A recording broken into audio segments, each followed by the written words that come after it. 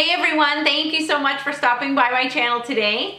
I recently got, or somewhat recently got, the Lorac Pro Contour Palette, and it was very exciting for me, and I've definitely got some impressions and comments that might help you decide whether or not it's something that you want to invest in. So if you're interested in hearing what my thoughts are on the Lorac Pro Contour Palette, then let's get started. So my Lorac Pro Contour Palette is very dirty. I'm not sure that's picking up on the camera, but you know, it's this kind of matte velvet sort of a cover that the eyeshadow pro palettes came in.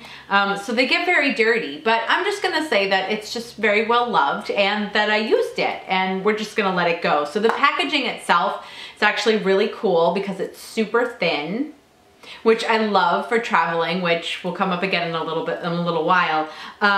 So the packaging, you know, is great because it's sleek. It does get fingerprinty, but whatever, who cares? The mirror on it, I'm gonna show you real quick. Beep. The mirror on it is pretty large, and so again, whether you're at home or if you're traveling, that mirror winds up being super helpful because it's so big. So I'm gonna be completely honest and tell you guys that this was actually the first contour palette that I purchased. The Anastasia contour palette had been out for a while. I think it was the first one that actually really took off and became very popular. The Kat Von D followed after that, and I have to say I was very tempted by the Kat Von D contour palette, and I'm not forgetting about Kat Von D's palette because it gets rave reviews all of the time, and that convinces me. When I hear that someone else likes a product, that immediately piques my interest. So there was the Kat Von D, and then Too Faced came out with one, Smells Like Chocolate. The reason I decided to actually purchase the Lorac contour palette first, you like how I said first, because that opens the door for allowing myself to buy more, because now I'm totally convinced. But the reason I selected the Lorac palette first is because I was very familiar with her eyeshadows, because the Lorac Pro eyeshadow palettes, the 1 and 2, I have both of those, and they're just really good. I love the pigmentation. I love being able to work with them. They're very creamy, and I love the color selection as well. So I was just really impressed with those, and I thought, well, if she used the same formula in the contour palette that she used in the eyeshadow palettes, then that's a score, and I believe that she did. I find that the shades in this particular palette really are very similar, if not exactly the same, to the composition of the eyeshadows. What's kind of interesting right now is that the whole contour palette thing kind of took off. I don't know if those other designers were already in the process of designing their contour palettes, but it seemed like once contour palettes took off, everybody wanted to have one. And so what's kind of interesting now though is all of the contour palettes are being released and everybody's not so much contouring anymore. Previously, you know, the contours were very defined, and that was the look you were looking for, and it was gorgeous. Now, similar to eyebrows, the contouring is kind of softening up a little bit. And actually, it's kind of like fashion, because if your thing is to do a very defined contour look, then go with it. Because I think there are some people still wearing acid wash jeans right now. In fact, I think they're actually making a comeback. I'm not quite sure. I don't own a pair. But you know what I mean. Fashion and style used to be so defined, and now it's kind of like go with what works for you. So if you like a more defined contour, then go with that. Now I find that people are talking about softer lines and not so much of a defined contour, which is ironic because we have all of these contour palettes out now. That all being said, even if you're not into doing a very defined contour, that doesn't mean you won't get a lot of use out of a contour palette. Particularly, I'm going to talk about this one today, but if one of the other ones you find a little bit more interesting or more compelling, then you definitely would want to consider investing in at least one contour palette, because it turns out that it's really, really versatile, and I'll talk about that in just a few minutes. I love how now, like, the conversation isn't so much about the defined contour. Like I said, it's more about the softer contour, but now they're also using words like strobing and baking, and I'm not gonna go into that right now. Actually, in fact, I'm still learning about it myself, and when I find out really interesting stuff, I'll definitely pass it along to you guys. Strobing, I believe, is actually not using any of the shade contours, and it's simply highlighting your face. And baking and cooking, actually I'm not even gonna comment because I'm just likely to give you false information. So how about I talk about what I know? What I know is this Lorac contour palette, and so let me dive right into it.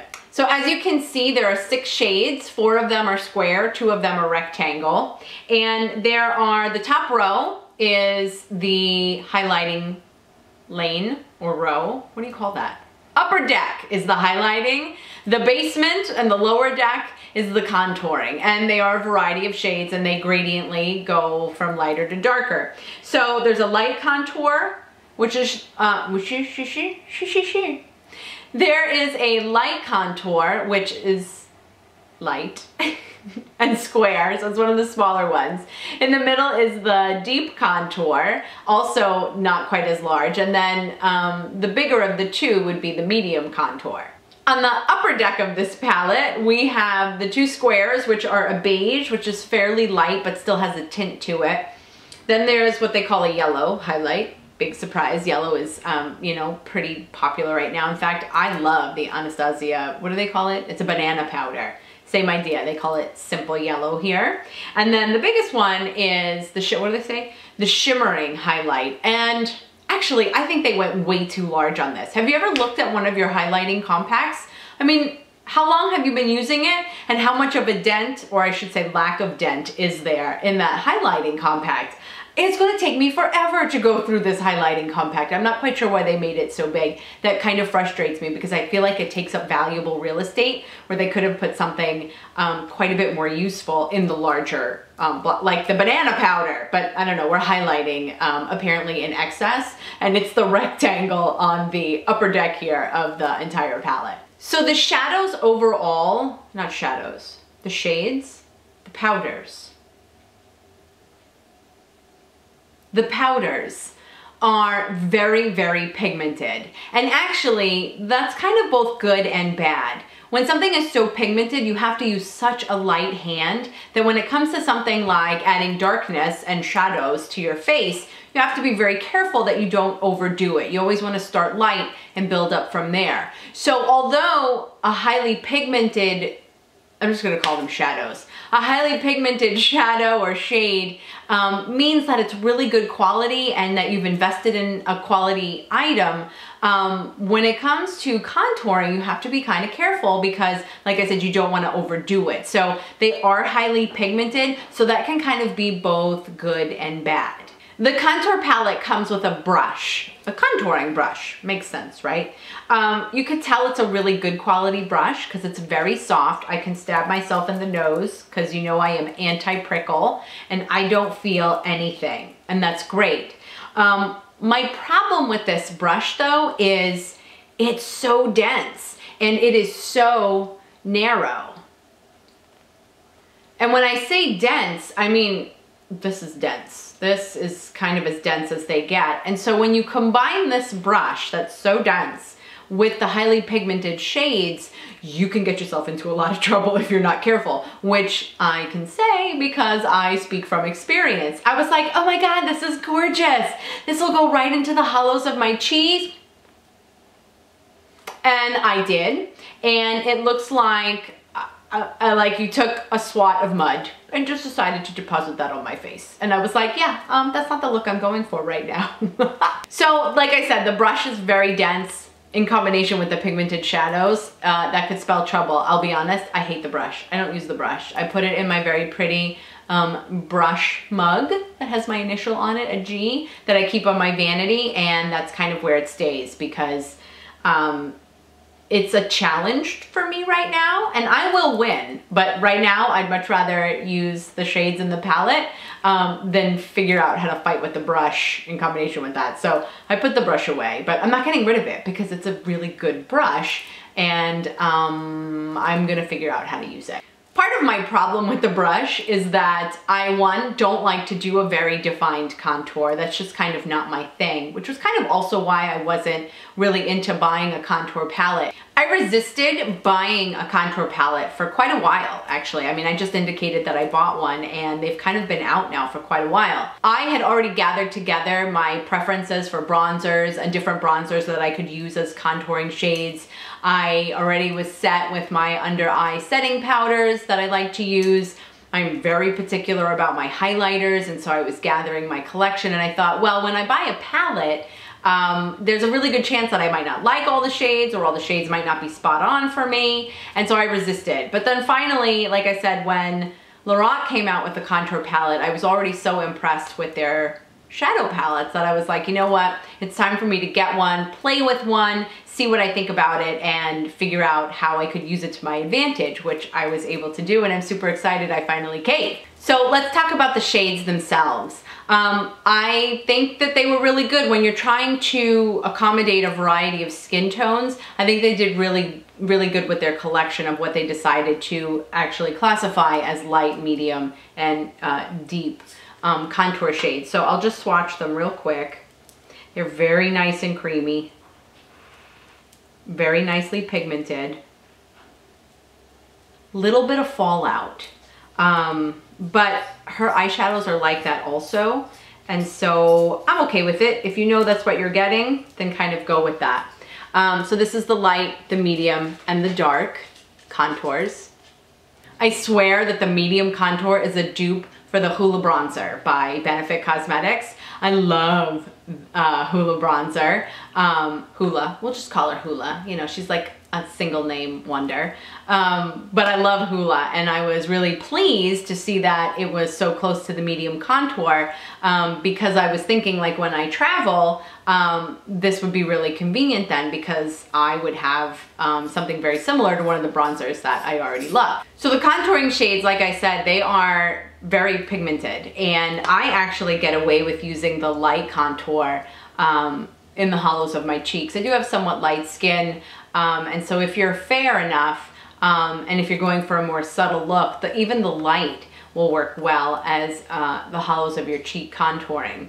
Sometimes I'm going for something a little bit more, whether it's at night or, you know, just depending on the situation. And I can also, like I said, it's a dupe for Hoola, so I can also use the medium as a cheekbone contour. The dark or the deep contour is pretty deep, and it doesn't work for my skin tone. And that was one of the things I was worried about when I would buy a palette like this. I didn't want there to be too many of the shades that wouldn't work for me, because then it would kind of feel like it was a waste of space and a waste of money.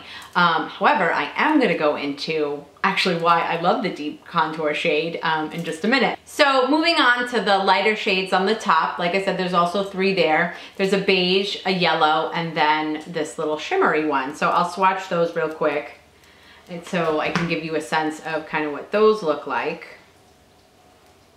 Whew, there is quite a bit of fallout, but I was rubbing on them really hard in order to make sure that they would show up. So this is the shimmer, this is the yellow, and this is the beige or the light. And so the beige and the yellow, I actually use those in combination to set my under eye concealer. I don't ever want to go too yellow, but I don't ever want to go too white either, and mixing them together actually works pretty well. Right now, or prior to buying this this palette, I would use Anastasia's banana powder, and I would use MAC's Emphasize, which is very white, and I would mix those two together, and I feel like the 2 shades, the 2 lighter shades in this palette mimic that very good, and it's all in one nice little case, so that works out pretty well. The what do they call it? The shimmer highlight. That's Shimmer Town right there. That is major shimmer, and it's kind of silvery white, and it's not for me. I prefer a highlight that's a little bit more, let's say, yellow or golden tone. I don't go so much for the silver. I've got olive skin or olive skin tones, and putting some silver on there just looks like I'm trying to accentuate something that I don't even have to begin with. So that's not the purpose of makeup. Makeup is supposed to accentuate what you have, or, you know, go very bold, and you don't want to go bold with a silver highlight above your cheekbone. So I was initially grumpy until I kind of thought outside the box, kind of opened my mind a little bit, and realized that even if you don't love contouring or you don't like to do a very defined contour, this palette is still very valuable. What am I talking about? Ooh, that was a lot of dust. I'm not quite sure you saw that.